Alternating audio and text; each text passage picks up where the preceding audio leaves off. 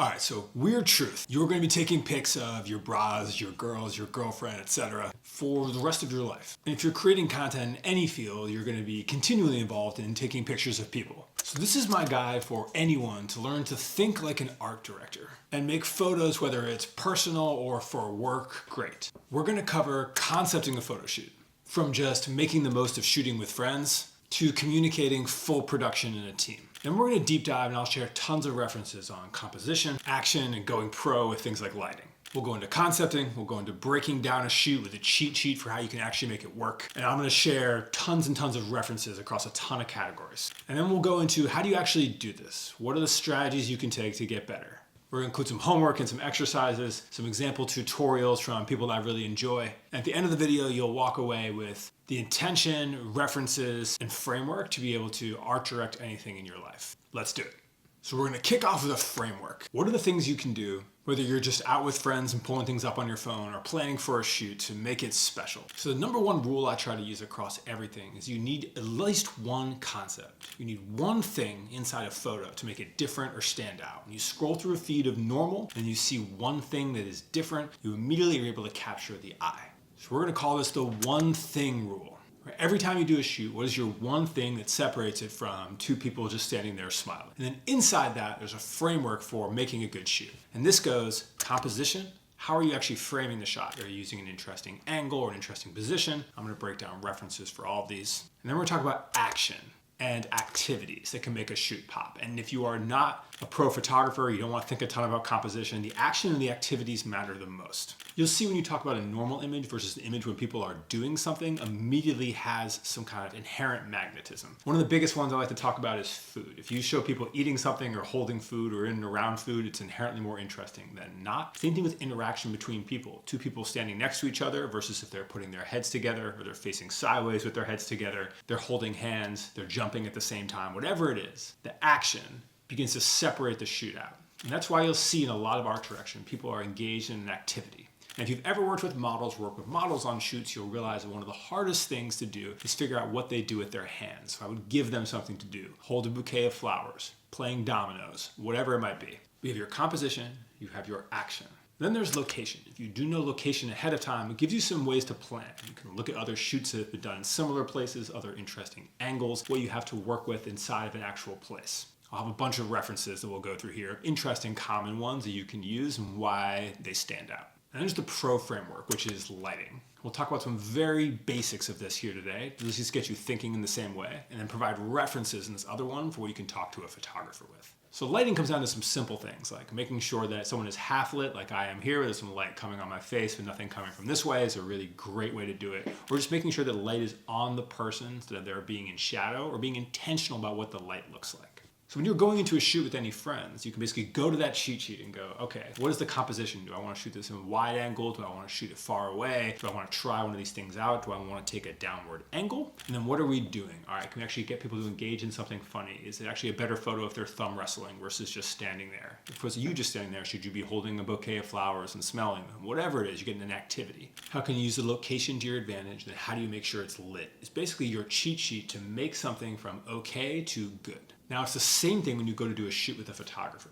If you book a photographer for something and you walk in, you're able to say, here's the location that we're shooting at. Here's some pictures of it to set the stage. Here's the type of lighting that I like that I think would make this kind of photo stand out. And let them figure out how to do it. Here's some of the compositions that I like, or angles they know to be able to bring specific lenses or have different perspectives. And here's some of the actions and activities that we could be doing while engaging in the shoot. All of a sudden, you've given them a framework they can work with. You'd be one of the most organized people they're talking to, and they're going to be able to say, oh, with these ideas, I can use these techniques. I can take this wide angle lens. Oh, I'm gonna need to bring a really specific tripod to be able to hold something for this downward angle. Oh, this location is great because I can use this thing and this thing inside the composition. Oh, they actually want the light to be a flash instead of natural. And so you're providing that framework, which really can just be a mood board, and you're immediately in the game.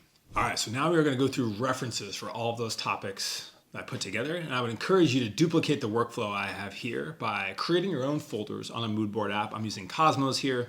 A lot of them are linked into Arena. You can use Pinterest, really whatever it is you prefer, and begin putting those together yourself so you can always go back to them literally for the rest of your life for these shoots. So we're gonna start with composition. So again, what I'm doing here is beginning to look at what could I potentially use in a shoot. And this idea of like multiple people spilling out of a car, there's like lighting directly on them and on the car is a really interesting idea. Same thing with this one, we're like out of focus animal in the front, like in focus model in the back. And this is something you could replicate with people, but I really like it with the dog in particular. And just the downward angle of like a production floor. And this is where like, especially for me, I shoot a lot of BTS, like or things we're doing on a shoot is like a thing that's really common for me. So when I look for a composition, I look for inside things I may be doing. Like this is a shot that I could definitely just replicate on set on any number of things I work on. Same thing with what we have going on here. I like the same thing with like the table angle. And obviously you can see the tequila bottle like right there is awesome. Downward angle, like if you are shooting a lot of photo, like investing in a stool or like a really portable ladder, or if you know anyone who lives on like a second floor of a building, there's a lot you can do there. And again, this is just like literally having the model stay still while having people moving and then lowering your shutter speed. Another great one on the outside the window, inside the window. I'm putting a lot of these in here as references that you can easily do. They're either using a table, they're on a show floor, like any car. Obviously, this is like in a nice studio environment. But you can shoot this same shot on any in any vehicle. They're like underneath the glass is an awesome one if anyone has a glass table or something like that, or that's the kind of thing you could pick up at IKEA or thrift to do a shoot like this. That's a harder one. Another, if you're shooting wide angle, like getting the animal up close and the person back is awesome. Another fun one where you're using the hand to set the framing. When you have some distance, like is really cool. More used to that wide angle. If you do have something, this is a reflective or a 3M, it's like an easy way to make a fit pick stand out. Downward staircase, sideways face is something interesting you don't see often. Wide angle, and you can do this on the iPhone with the 0.5 too, like in getting like the oversized arm and things like that is always really interesting to me. Another one where like, what can you use to actually frame something interesting? The same way we saw with the hand, being able to do that again with the blinds or looking through something. I mean, you see I have these shutters here in my house. I could pop someone outside in the light and like crack the shutter and like shoot through it. There's interesting things like that. There's just, again, make it a more interesting visual example. If you do have mirrors, getting the two sides of somebody on that is great. You'll notice, again, that downward angle, again, just being able to get 2 steps up on anything with the stool can really just add so much to what you're doing. Just another great one. There's a lot of tools now in Adobe and similar to be able to comp people out of a scene like this, so you wouldn't have to like shut down the street to do it. In fact, you could even do this by like shooting a studio shot or shooting just a well-lit regular shot and then comping it in. Stuff like this that like, yeah, it's an easy flip when you do have it, but like someone on the ground like this, there's any number of things you could do there. Again, the same concept of what do you have that you can then use to frame. Obviously, this is a gorgeous scene, but again, shooting from inside the tent, wherever you end up being, will inherently make it interesting. More car shots. Everyone has a car. It's one of the easiest vehicles you could do to make something interesting. No pun intended on the vehicle reference. Same thing here. You can guarantee yourself some comments if there's shoes on the bed. High angle makes almost anyone look good. Low angle, especially like this, is a good way to make something look almost intentionally bad. And this is a reference I actually used in a valuable video shoot that's coming up, like a straight diner where we actually see like the valuable hat on that's zooming down, but love that. And you can get, I'll show it in a different video, there's like an arm, they're cheap, they're like $40-50 where like you can basically attach to any surface and the arm will go up over it. This you probably need like an even bigger one, but there are some pretty easy ways to get that shot. But just scrolling through this board and you can see kind of the different ways and themes we're thinking about it. What you can do with perspective when you're looking down, shooting from buildings is just a winner. Any way you can build in perspective, thinking like a film frame. We talked about that upward angle view. Obviously, this is a kind of more intense version of that, but it's an easy way to build like a lot of drama. And there's so many examples with mirrors, both the ones that I show where like you're someone's back up against it or being able to shoot like into it or a rear view mirror. It's just a fun thing to experiment with, again, that most people likely have. And so when it comes down to that one thing that we mentioned is like, all right, what can I use to frame it? Can I use a mirror each time? Can I go from a downward angle or an upward angle? Can I use my vehicles? Are all examples of just adding in that one thing.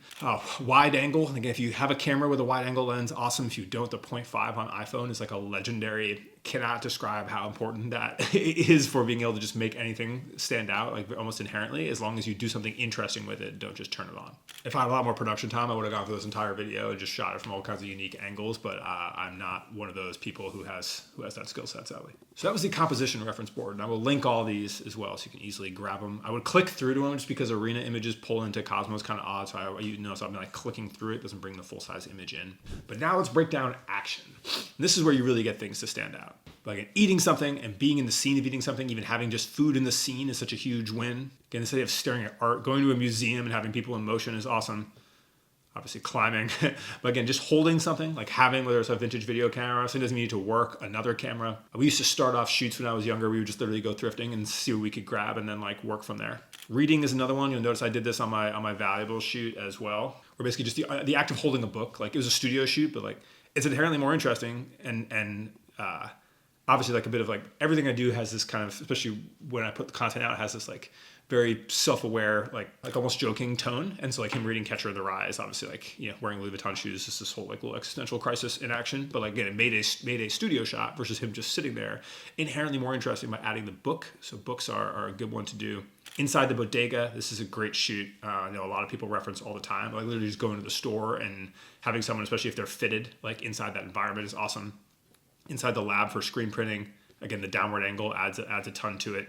The gas station shot, like with a chair. I like this idea of bringing a chair to any interesting environment. I did a shoot the other day where we like put a chair up a hill. It just like kind of inherently adds something interesting to it. And there's a lot of dynamic shapes inside gas stations as well. This one in the pool is awesome. In flowers, obviously this is like overwhelming version of it, but it's super underrated. Again, like that furniture in odd places, if you do have the ability, or like one of your friends has a pickup or whatever it is, like throw something in there, really can take any photo immediately interesting. It's just, there's a cognitive dissonance to things that are outside of their place. Cognitive dissonance gets people to stop scrolling. One of my favorite shots embodies basically everything that I talk about inside this. And Stussie's art direction's obviously goated. Might be a whole video at some point on there, but like giving the model something to do. They're playing a game. The game has the symbolism of the actual brand logo, which is amazing. They're lit incredibly. Like the lighting on here is just awesome. And you get that downward shot. And it doesn't need to have anyone's face in it. It doesn't need to have anyone's emotion in it. Purely off of like the characters they chose, the fit, and like what they are doing makes an incredible action photo. And so I think games are an awesome one, especially like when it's unexpected, right? Like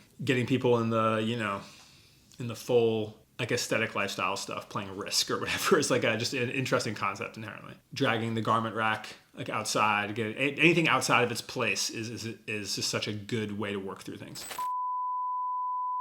All right, so I'm gonna walk through a bit of how I actually put together a creative like I use on social media, where I find footage to do that, where I find music, and a bit of how I edit. So for me, it always starts with inspiration. So I will typically go onto Pinterest or Cosmos or those, and I will search. So vintage ad. I'll scroll through and try to find some layouts I like. Like this is a cool layout. I look for something there. Actually, you know what? I really like this. So these kind of big ones with like a logo, a tagline, and like a product. That's something where I'll basically say, okay, cool. I want to keep these same elements, and I'm going to think about what I could do that would be interesting. And I'll pop over to Artlist. So my brand has like a pretty good set of like recurring themes. So I'm going to search here on Artlist for like drift, cars, and dust, basically. And you can see they have tons of like pretty high quality footage. Like this is a great shot. I could 100% make something out of this. That's interesting. I don't know if I like the drone. That's sick. I could definitely do something with that. As I see like the tight stuff, I will star it. Like this one's already my favorite. This is perfect. So reason I like shots like that is I think aerial shots break up the feed on Reels like really quick. It's an immediate kind of hook. And this is great because like the motion goes one way through the other. So I can already see in my head, I'm like, cool, I can actually put text and words around this so that like the car kind of cuts through it in a cool way. And that's an ad idea. So I'll click into this here. It gives me options of how I can download it. I will download it in one of these so I have a file to work with. What I'm working on here today is just a one shot, kind of like a quick reel that I'm trying to get people on a loop for. The next thing I'll do is I will go back to music and do the same thing. So there's recommended songs for me because they already know the kind of music I work for, but they have these kind of like royalty-free music here that I can use in my ads. And so here I'm gonna kind of scroll through all the different options they have. I usually go into like the hip hop section, or I'll search instrumental hip hop.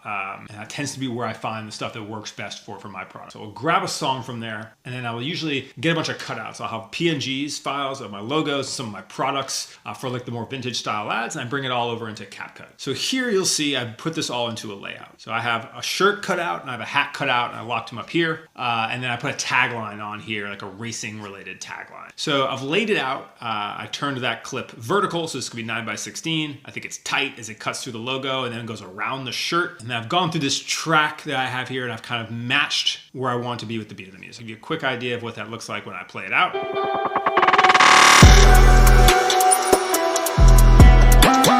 But overall, that's just a little bit of my workflow as I put together kind of like ads and stuff for social media. That's where I'll go get my stock footage. But this is a little way you can experiment with all the tools and the footage and stuff that Artlist has to be able to make kind of cool ads and assets for your brand. So there's more info on Artlist in the description here, and a big shout out to them for sponsoring this video. Super simple one, just like the umbrella breaking. That's what failed to fetch, but you get the idea of just transporting a speaker. Like anything that can be hauling around, anything odd and exciting. That downward shot, and just killer.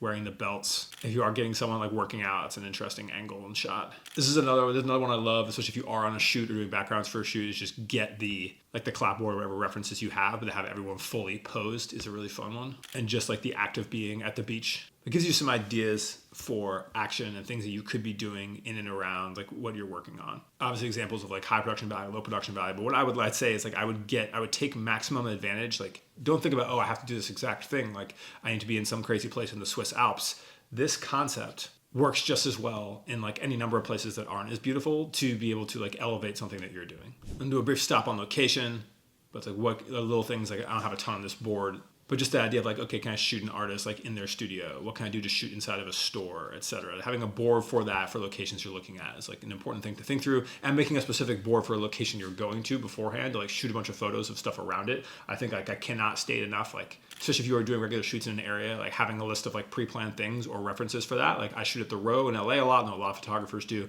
but like now I've shot a bunch of references of like the different types of concrete they have, of like that garden upstairs, of the things downstairs, so we know if I'm talking to a new photographer who hasn't been there, like here's some places we can go to. And here's some examples of lighting. So like the way to think about lighting is that you don't necessarily need to become a master of lighting. I'll talk about someone who has amazing lighting tutorials in a minute, but you need to have references to give your photographer because they're going to know what to do with it. They're going to be like, oh, that's lit with an external flash, or hey, that's a 2-light setup or a 3-light setup. Like that is their job. But your job is to be able to give them references of what you want, even if you can't explain it, to be able to say like, okay, hey, like this is the actual lighting style I'm looking for. And then they can go like, all right, this is a hard light versus a soft light. Like, oh, that would have to be shot on film to get that effect. They can give you the considerations, but you want to understand like the possibility. And so I just have inside this doc just a bunch of different examples of different like lighting styles, and like using an external light, this kind of softer light example, or light there, figuring out how you do something like this naturally, or using kind of light as a tool, right? Where like this is just like kind of like a cut through or intense. Like even where I am right now inside this environment, there's like different light coming in I could potentially use, and then control with like the shutters that we have.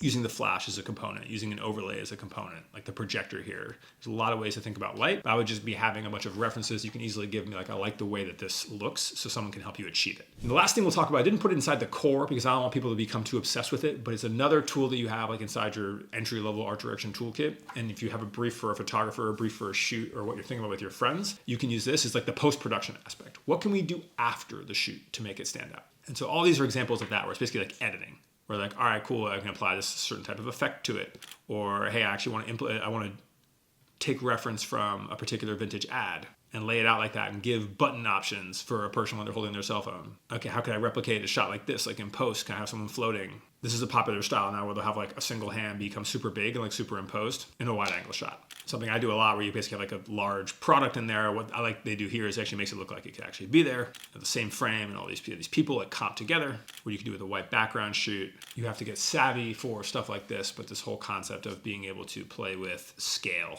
like see the size of his shoes there, and then just edits and layouts, how you could comp all the finals together like into a graphic.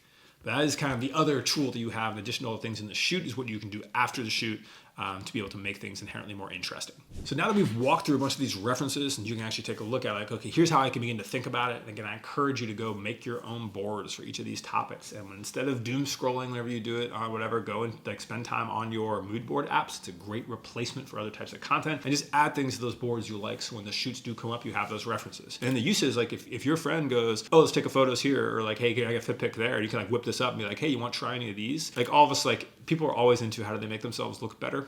And if you can take that extra 10 minutes to begin to put those to use, like you are beginning to A, like make better content, and B, increase your portfolio and the way that you think about how that works. Because all of this adds up to the intention that helps you get attention, get work, get, like the actions that you're looking for on social media. So now once we've walked through that, we're going to talk about how do you actually begin putting all this into practice besides just putting stuff on boards. Let's do it. All right, so we've talked through all these references. We've talked through your cheat sheet to make a shoot great. What can you actually do to learn it? So the first thing that I highly recommend is something we do in Cut 30 all the time. Is called copywork. Copywork is when you try to replicate an existing thing, basically step for step, but putting yourself or your own twist inside of it. So for instance, when we do this with short form video, it comes down to, all right, let's actually map out a shot. If there's a 7-second video and it has 6 shots, we're gonna write them all down. And we'll write down how long they last for. And then we go, okay, now you, in your location with your model or whatever it is, you go replicate this exact shoot with those exact amount of times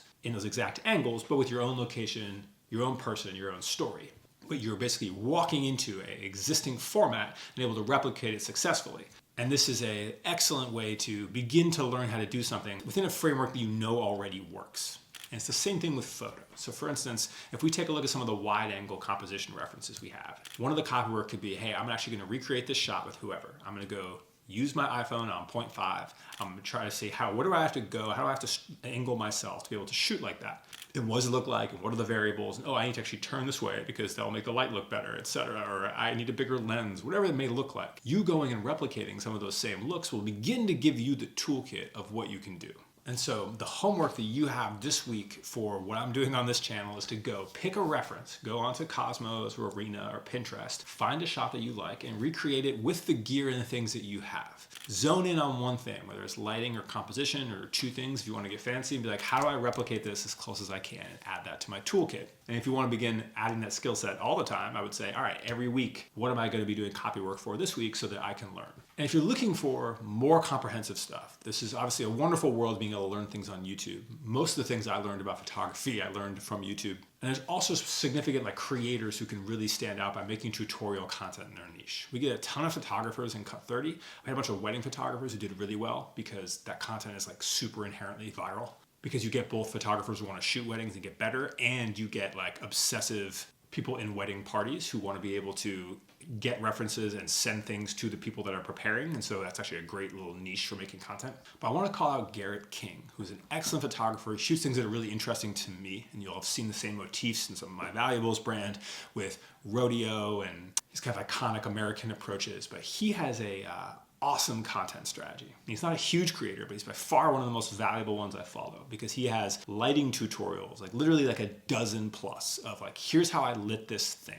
And one thing I would encourage, your second homework here, is to go do some of those lighting tutorials and say, okay, I may not have the gear he has or the flash or any of those things, but what can I recreate with the lights in my house or my ring light or a couple of sources of natural light and a phone light? How can I do some of the things he's doing and bring them into the things that I'm shooting? And you'll find a bunch of other really exciting tips and things. Again, he's a creator I highly recommend. But that's a specific homework, is go hunt down lighting. And I'd also go look, and you can obviously, when you go on Instagram, you hit that little downward tab, you get to see similar people. I would just be tapping into that community, especially on TikTok, where you can kind of search and see, you can basically literally search photo tips or lighting tips or composition tips, whatever it is. It's going to give you a bunch of content. I'd be finding those creators that you can have in your feed and bookmarking their stuff. Another one I really like is Edward Crockett. These are both guys that went through Cut 30, and so I'm very familiar with their content. But get those people inside your feed, in your life, in your bookmarks. Create a separate bookmarks folder on IG specifically for photo tips and composition tips so you can easily reference it. And then you're really beginning to work towards integrating that in your life. And then the last thing I'll say is you don't have to go in too deep. None of this requires the fanciest cameras. You can do a ton just with iPhone. It doesn't require the most expensive things or lusting after whatever hard to get Fuji. It's just about continually acting on it. And every photo that you take, having that intention. And going back to what I mentioned at the beginning, which is that one concept rule. If you just add one interesting thing to any photo, it will inherently stand out. That one activity, that one composition and change. And you begin to layer things on top of it and complete the whole kind of brief sheet, then you're beginning to enter into real concepting things like an art director. And we will go in further videos into this is art direction 101. We'll go into 201, 301, into what more interesting and comprehensive looks at that work and campaigns and structure looks like. But for here, just start applying that attention into your life, and you'll begin to think with that mindset that will set you up for when we learn the next level. So anyway, please subscribe. Thank you so much for watching, and I will be back soon with more of these. And if you like them, please let me know. I am going to share also the Cosmos boards for this are going to be open, so you can go check them out and find them on there. It's Orenmeetsworld on Cosmos. I will link them in the description. And thank you all so much for watching.